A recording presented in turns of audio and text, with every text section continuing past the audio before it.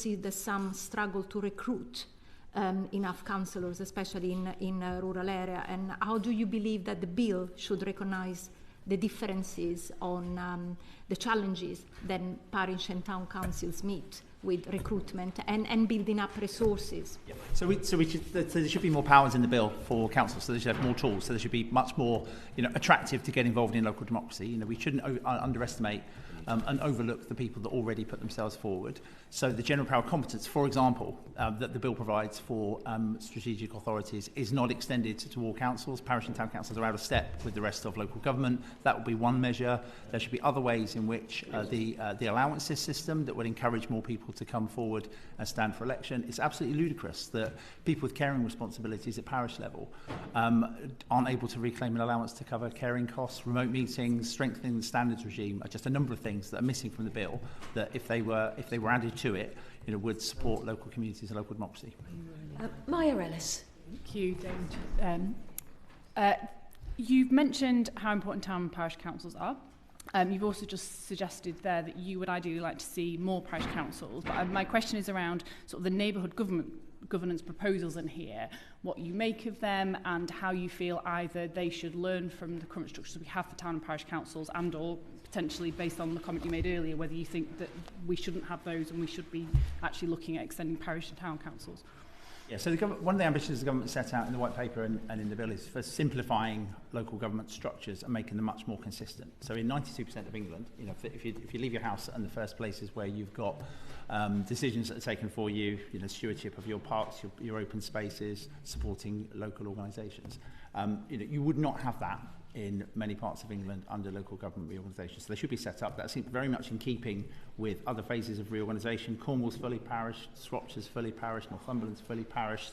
It would very much go with the grain and good practice of what has happened previously. And it's really helpful, and I think credit to Sam and many of his members, where many district councils are conducting community governance reviews to take a look at neighbourhood governance and community governance in their areas where there is interest and appetite to set up new councils, so that they have got that structure and that voice for taking action. On the ingredients of how neighbourhoods can work, there are a number of ways in which I think it's really helpful that the government have set out that they see neighbourhood governance and models like neighbourhood area committees not undermining parish and town councils, recognising their role and how they should be hardwired in to representation on those. And I think that goes very much to the heart of how we need to get all tiers of local government, strategic authorities, unitary authorities and parish councils working collectively together to benefit their residents. And Chair, if I can just follow on from that, I think it's important that the Secretary of State and Whitehall doesn't dictate what those local government arrangements and neighbourhood arrangements look like. It is for local places, local residents and local councillors, whether that's a town and parish or a district or a unitary or a county, to decide what those type of neighbourhood models look like, bringing everyone together from the voluntary sector to the public sector and the private sector if required to deal with what those challenges are within that local place-based locality. Vicky Slade. Thank you, Dame Siobhan. In terms of more urban areas, particularly that have got districts and don't have town and parishes, I represented an area that didn't have a neighbourhood review and doesn't have them. There's a real potential for a loss of the civic and cultural identity of the place. I wonder whether you can talk to what you think needs to change in terms of who the local face of an area is in terms of a town or a part of a community. Lovely. So I think it comes back to my previous response. It's for local places. Everywhere will look different. So if I cast ourselves back to where we're in Norfolk, we've got some fantastic cathedral city of Norwich. We've got two massive coastal ports of Great Yarmouth and King's Lynn. They are working out whether they need to establish a town and parish council or whether the new unitary council can pick up that type of role. What's appropriate for them? That civic place base is really important, all the history and regalia which goes with it. The most important bit is how those residents identify and interact with their local councillors and their local town hall. And it's not for me, as chair of the District Councils Network, to tell them. I don't believe it's for Whitehall departments, it's for those local places to work out. And that's what makes this so special, this new LGR and devolution bill as we move forward. It is for everybody in local communities to derive that. And that's why it's important that they get to decide the structures, the size and scale, but also that neighbourhood arrangements as well. Paul Holmes? I'll ask on the next panel, allow someone else to come in. Sam Carl. Thank you very much. This is a question for Councillor Chapman-Allen. I want to ask a question about the balance of powers between councils and strategic authorities in the licensing space. So a number of our district and unitary councils, including Peterborough and Huntingdonshire, where I represent, are grappling with a problem around taxi licensing, whereby taxis are essentially registering in nearby authorities with laxer regimes to avoid standards. Sorry, Sam, if the question's much longer, there's going to be no answer. I'm sorry. I wanted to ask if you'd favour adding provisions to this bill, strategic authorities to take over licensing powers to deal with that issue.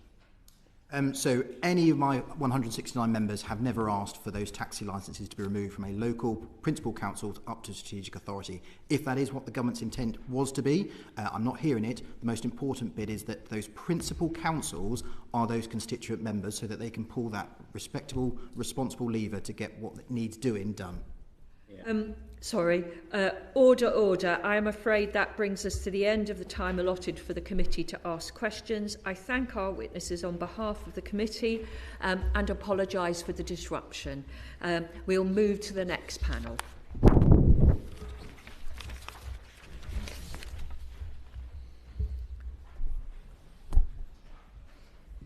We will now hear evidence from Councillor Bev Craig, Labour Group Lead and Local Government Association Vice Chair, Councillor Kevin Bentley, Leader of Essex County Council and Local Government Association Senior Vice Chair, and Councillor Matthew Hicks, Chair of the County Councils Network.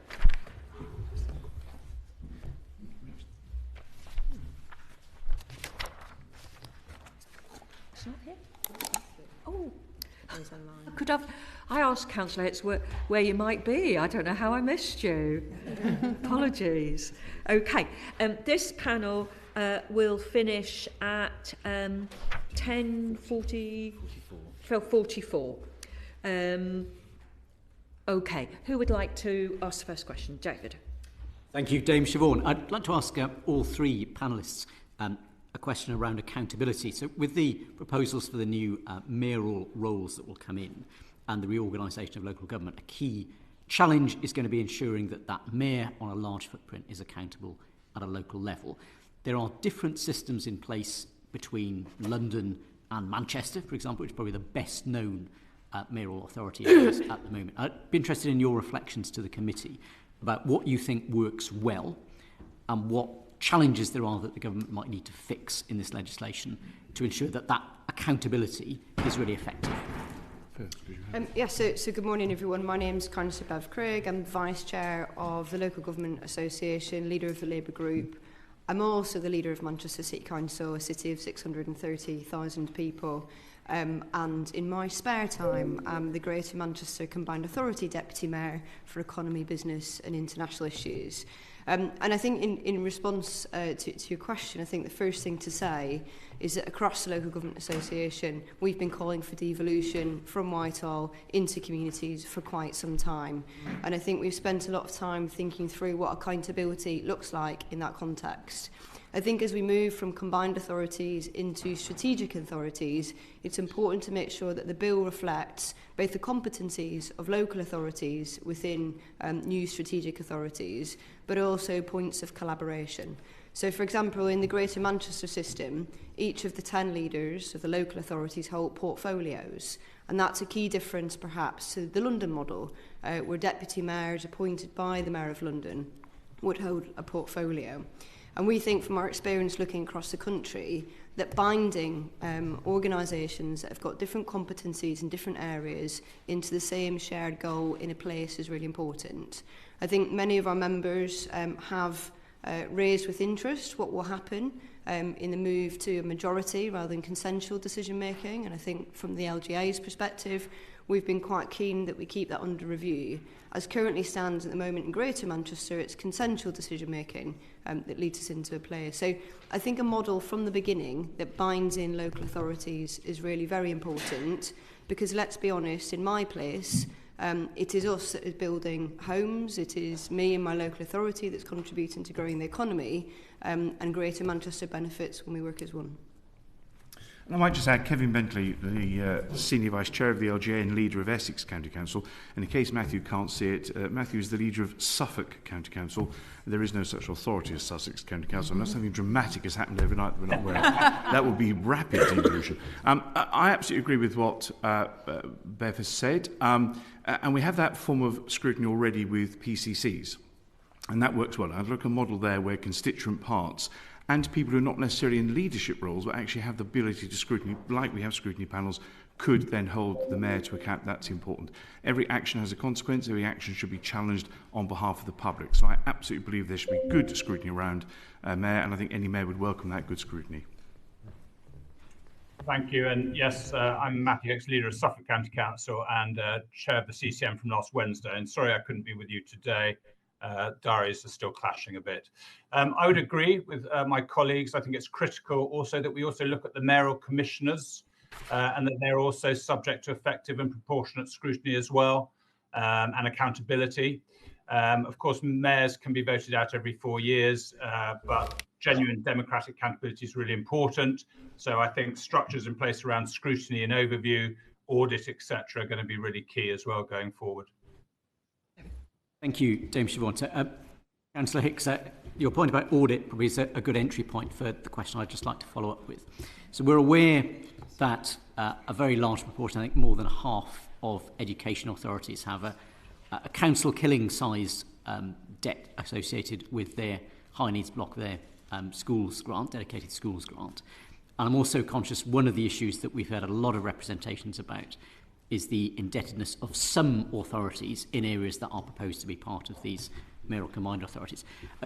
Do you feel sufficient attention has been given, that there's sufficient assurance in the system that those debts, those deficits will not be a financial barrier to the delivery of the ambitions which you all share for the new authorities? And if so, could you tell us a bit about that? If not, how could that be addressed?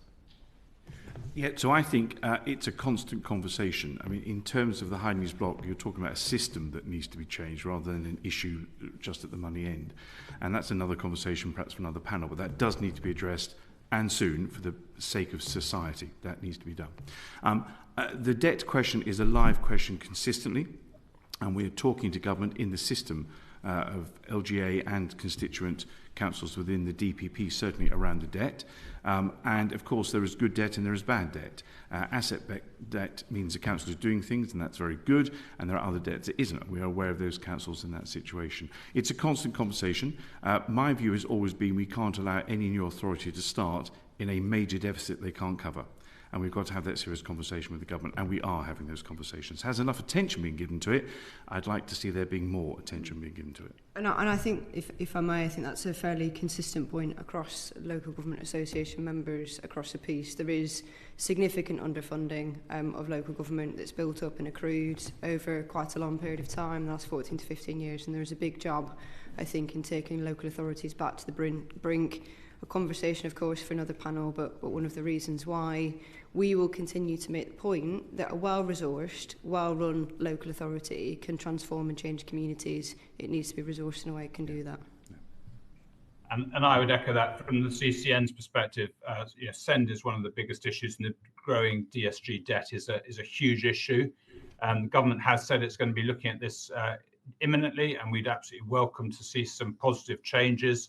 That debt is growing and it's sort of almost unspoken. But what I would say is that I think it's really critical that we understand that debt, but we also understand the impact it would have if we were to go towards the smaller number of unitaries. Transferring that debt will be transferred to the new unitaries, and how would very small unitaries cope with that?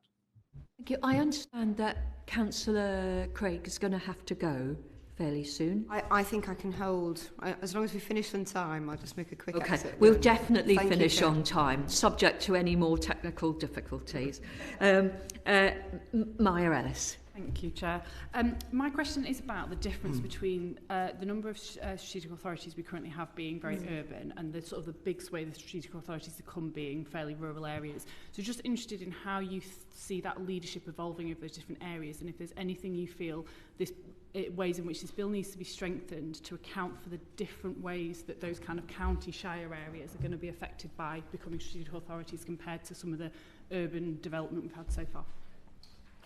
So I think from my perspective that we've probably seen with the pattern of devolution over the last few years, you're right, a number of the combined authorities that we have got cities as the driving economic force at the heart of it. But I think it probably would do discredit to some of my colleagues that would see themselves operating in more of a rural space already. I think when we look at the competencies, and I think the expansion within the bill of the competencies of strategic authorities is quite important, because actually I think that's how you get the balance that matters for a place. I think the other thing to be mindful of, and I think this holds just as much for strategic authority size as it does to local authority size, is that actually size isn't a barrier to democracy. It doesn't create a deficit. I run a city of 630,000 people. My ward has got 18,000 residents. I can still do a very good job on behalf of those. But a change of boundaries doesn't necessarily change someone's association with place. So I think an adjustment of some of the competencies still allows a new mayoral model to give a focus to place. The priorities will be different in rural and urban areas, but I think that's where having strong local authorities wedded into that helps some of that strategic planning. I would absolutely agree with that, because already it exists. Essex is one example, Suffolk could be another. Essex population of the local authority area is 1.5 million, a mixture of rural, which is 80% rural, and or about that, and the rest is urban. So it already exists. And therefore, I think size is got to be appropriate in these matters to deliver services. But this isn't 1974, it's 2025. We operate differently, we deliver our services differently. That needs to improve. And the bottom line of all of this, and I just reflect that this isn't just this government, the previous government was doing devolution. In fact, the previous government delivered a lot of devolution very successfully. And this government's carrying that on, I think, with alacrity and speed in all of that. But the point is, it's so important that people have excellent services delivered at best value. I think modern day local government does that in the best way it can. I think the two-tier system doesn't allow it to be better. We're running on a 1974 model. It's time to change that. And in terms of local democracy, the neighbourhood delivery committees that we are proposing, the government's proposed, and certainly in the business cases going forward proposing, actually does something that's never really happened before and really does make decision-making go to local people in very local areas. That doesn't happen now, and it's never happened before, but it's going to happen under that. And just to add, really, I mean, from the CCN's perspective, devolution clearly is a good thing. It's something we've been pushing for and wanting for a long period of time, and it's moving forward at pace now. And the bottom line is it ensures that decisions are made closer to local people, closer to communities, closer to the businesses they affect. And the end result is we get a much more effective, a better targeted authority. Public services are better, stronger growth, stronger partnerships between the private public sector. So you know, across the board, it's positive. In terms of the point that Kevin made around those partnership boards, they are going to play a really strong part as well. And I think in rural areas where you've got large geography, in Suffolk, for example, we're a population of 760,000, but the large geography of the county allows us actually to deliver that more locally, even though we are a large rural area. Thank you. Paul Holmes? Thank you, Dame Siobhan. I just wanted to go back to something that was touched on by the previous panel, and good morning, everybody. As we're going through a simultaneous restructuring of local government while setting up these strategic authorities, the Minister in her questioning before outlined that the 500,000 target for LGR was never a hard target, it was a soft target. That's not what my recollection is when local authorities were approached in what I think is quite a speedy way to make sure that we went through the LGR. So I'm looking towards all three of you actually. Do you think there has been a change of emphasis on that target from the early conversations that you had with a minister, albeit a previous one. Do you think there's been a change in government emphasis on the size? And how do you see that that's added to the confusion and the challenges of setting up the strategic authorities as we see this legislation going forward? I'll go to Councillor Bentley first, and then Councillor Craig, and then you, Councillor Hicks, if that's okay. So the answer is yes. I certainly thought that was a hard target. I think most colleagues did think it was a hard target to hit. That did change. It's important that we listen to people, and there was lobbying done around that, and the government did listen to people. And those who don't change their mind never change anything, as Churchill would say, so it's important that took place. But it did cause confusion as to what they meant. Now, for me, evidence leads the way. And when we went into this in Essex, I was very clear the evidence would tell us the shape and size of unitaries, not set, it's going to be this number of unitaries, let's make the evidence fit, and therefore that's what we have done, certainly in the business case we're doing. I believe other colleagues have done the same thing. So it certainly caused confusion, and there was a lot of head scratching, I think, to be fair, in the system to see whether we could test it either way. Was it below 500,000? Was it 500,000? Was it above 500,000? To me,